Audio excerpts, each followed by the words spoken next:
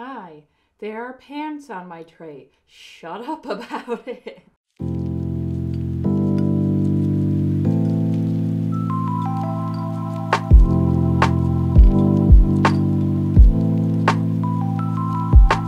Another kind of lighthearted little randomy video, because what else is this channel other than Matt has a random thought? Let's talk about it on the internet.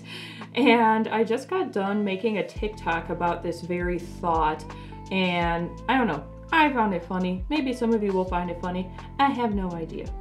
It's about being neurospicy. For anyone who's not used to that very internet term, neurodivergent, so things like autism, ADHD, things like that. A thing that very much exists throughout my family and throughout me.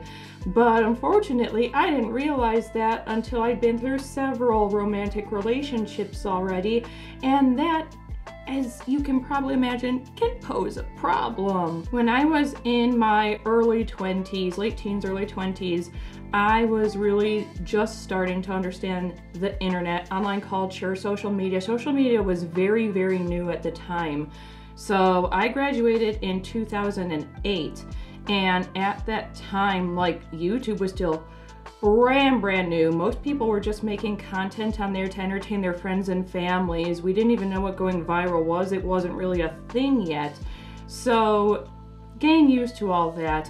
And I had been severely bullied all through high school. I didn't have many real friends. I had some people who like associated with me and put up with me, but not a lot that you can consider real friends who wanted to see you outside a school setting or outside extracurricular activities. So I was kind of a lonely kid. My guy's getting toasty in here. Oh, that's hot. That's hot. Off to a great start here. So I also, on top of being kind of an outcast in high school and in real life, I didn't really know much about what social media did exist at the time, like MySpace and stuff, because we did not have internet. We had internet when I was a little bit younger, but it was all dial-up. So anyone who didn't grow up with dial-up, there were a couple issues that came with it. One was that things loaded incredibly slowly, meaning that if you were trying to go on something like social media, it could potentially take an hour for it to even load the home page. And the other issue with dial-up is it was attached to your phone. So you're halfway through finally loading your home page of, MySpace or something so you can talk to your friends, and then your sister or your dad or somebody needs to use the phone, and it immediately would just conk out, and you were like, no, I was waiting so long. So it didn't really happen in our household. But then college days came, and I was very fortunate when I was going to college. I went to community college. The community college I went to had amazing degrees, amazing classes, amazing professors. And the reason I say I was very lucky, apart from that side of it, is not only was it only like an hour from my house, so I got to still live with my parents, and that took a lot of pressure off of me to make a bunch of money at the time. It was also, this particular college, still affordable at the time. I was taking 2 courses at a time, one on Tuesday, one on Thursday, because that is what my brain could handle at the time. I think if you are someone who is neurospicy, or you're going through mental health problems or something, and you're like, I really don't think I could handle a full plate in college, don't do it then. Don't do it. It's better that you take longer and only take a couple of classes and know that you're doing what is going to keep you mentally healthy than it is to just rush to the finish and get your degree. Like, I don't understand that thought process of like, oh, it has to be done like right away and stuff. Just take your time. Yeah, it took me a little longer to learn everything. I tapped out every single class a couple of the professors I really liked had to offer, and it took way longer than most of my friends who graduated their 4-year classes. And that was fine, because that's what my brain needed in order to stay sane and healthy at the time. Make sure that is what you're doing first off. On a tangent though. So I could afford my classes. it was like $550, $560 to take my 2 classes at the time, which was fine, but I couldn't afford that and a laptop. And because we just had the one family computer and my sisters were still in high school and needed it for homework and stuff, I was going to need one. Plus, it was easier for me to type out notes in school because I have some wrist problems, funny considering I'm an artist, and it can either just go rigid and get stuck, it can go numb, it can just hurt randomly. A lot of issues come in this wrist, so if I'm taking notes in a 4-hour class and I get stuck like this, that's not very effective for note-taking as if I'm using a pencil. It was much easier for me to use my laptop because I could either quickly type, I'm a very fast typist, or I could just record the lecture, and that made things easier for me. And my dad struck a deal with me. He was like, well, tell you what, you pay for one, I'll pay for the other. Either you pay for your laptop and I pay for your first semester, or vice versa. And I was like, I'm gonna pay for the semester, it's my classes. So then he took me in, he got me a refurbished little old like Acer or something. It was terrible. It weighed a ton, but it got the job done for what I needed it for. And between classes, I had like a good 3 hours. So I would just sit there and do my homework, or if I didn't have a lot of homework, I got to discover the wonderful world of social media, and I started making my first online friends and also online relationships. I was a late bloomer in the romantic department. I hadn't had a romantic partner at all. By the time I was in college, I was in a very sheltered home life where no one I wanted to bring home was ever quite good enough. And between that and just being very inexperienced in that department at all, I was very new to all this. And unfortunately, I was finally coming on my mental illness. I'd worked very hard in therapy to get to a point where he didn't think I needed therapy anymore. I was well enough off that I could just live on my own now and handle it on my own. But even 3 years of therapy, no one figured out I was neurospicy. So even though I was generally happy and okay and could take care of myself, I had those neurospicy quirks that would come up, and it was tough when it came to my online friends. The online friends I made became closer to me than my in-person friends. And yes, Skype did exist. Skype was really the only way I could video call my online friends. And I did it as often as I was able to, but again, for people who were not around in the heyday of Skype, Skype sucked. It killed the call all the time. It would buffer in the middle of a conversation. Like if you were talking about something important, don't use Skype because it's not going to work. It's not going to work right at all. It could be an absolute problem. Like there were so many occasions where my friend would be crying on video or something, and all of a sudden it would just get stuck on her being like, and she would just be trapped like that for like a full 15 minutes while we waited for the call to go through, and you would just hear these choppy little what the fuck in the background. Or it would do this lovely thing I called the chipmunk voice, where you just sounded like you were on helium for like half an hour and there was nothing you could do but end the call and try again. So it wasn't great. So most of your conversations in that era were through texts. It was through actual text on your phone, or if they lived in another country or far away where that would blow up your bill, you chatted. And people got really close. You can express things through writing sometimes that you can't express vocally. And there's a lot of psychology behind that you can do like deep dives into on Google. It is a thing, like a majority of people can express themselves in writing better, which is why a lot of old letters that you see are so passionate and stuff. And it just looks overly romantic and people are like, oh, why aren't people like that anymore? It's like, well, they can be, just it's very hard to do that face to face. It's easier to get all your thoughts out in text, and you have more room. You have more time to do it in a message than you can face to face, because face to face, you're expected to deliver your response immediately. They're like, okay, I'm sitting here looking at you eye to eye, waiting for you to respond to what I just said to you, and your brain doesn't have time to like really think about what they just said.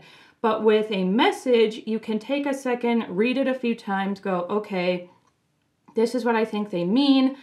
This is what I want to say. And you could get it out better. Unfortunately, for the Neurospicies, sometimes the opposite would occur. There were so many occasions with my friends and my romantic partners at the time where I would be passionately talking about something that I was interested in, that I also knew they were interested in. I did endeavor as much as I could to also discuss things that they were interested in, even if I wasn't, because I knew it was important to them. And in my passion, I would say something that maybe in like the English language carried a double meaning or something. You can like easily misunderstand it. That happens a lot in our language, unfortunately. And the romantic partner or friend in question would become offended and just be like, I can't believe you would say something like that to me. I can't believe you think that way. I can't believe blah, blah, blah, blah, blah, blah, blah, whatever thing that was misunderstood. And I would just be caught off guard and be like, wait a minute, what's going on? I thought we were in agreement here. And they'd be like, well, this is how I feel about it. And they would express whatever their current feeling was. And I would read it and read it and read it. And I'd be like, wait a minute, this is literally what I was trying to say though. Like, I agree with you. We're on the same page right now, I promise. But the problem is, a lot of people who are neurotypical, when faced with that, one of two things will happen. Either they just decide to carry on the argument and get mad at each other, they yell at each other, they break away and take some time to themselves so that they can simmer down and stuff, or they continue the conversation and are like, oh, I see where the mistake is. This is what you thought I meant, but this is what I really meant, and they articulate what they really meant. The other person is like, oh, that's what you meant, and everything is fine. It's very hard, for me at least, to do things like that. I don't want to insinuate that all neurodiverse people are a monolith.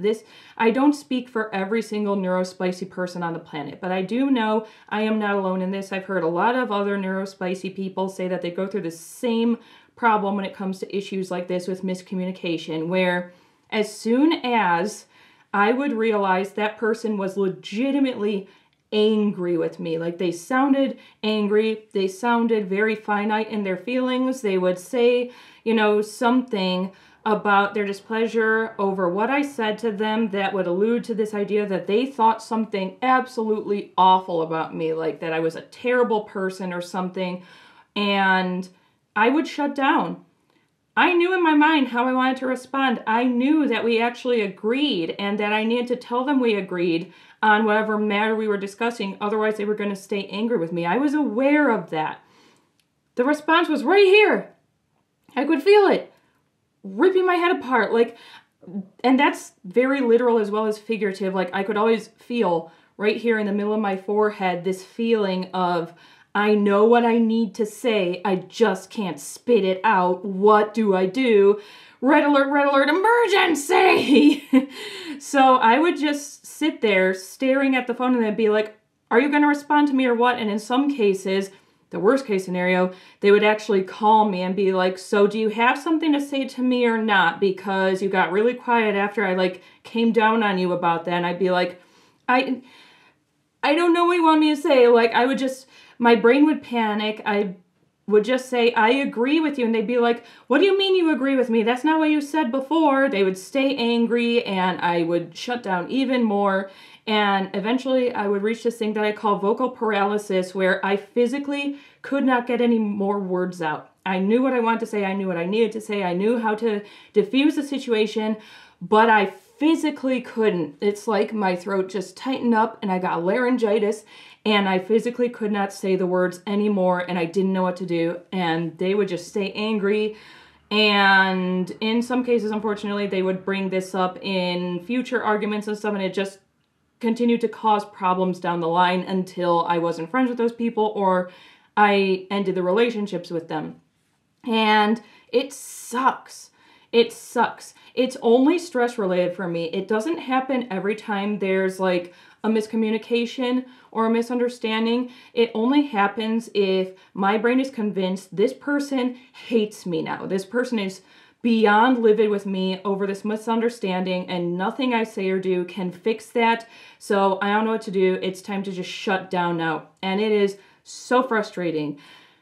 I'm very lucky that the person that I'm with now is also neurospicy and is not like that, that she understands that if I go quiet, it isn't because I'm mad at her, it isn't because I want to continue the fight, it's because my brain will not let me respond to the argument right now. So we just take a breather and we figure it out later when my brain actually lets me communicate, or we have an open communication method in our house where I'm like, well, both of us are like, it doesn't matter how we communicate as long as we get what we need to across. So if you need to talk face to face about whatever's going on, that is fine if that's what you need. If you need to send something on Facebook Messenger, even though we're sitting right next to each other in the same room, that is fine. If you need to send an email at work tomorrow about it to finish this off, that is fine. I know a lot of people won't understand that, but it has kept us from having the issues I have in the past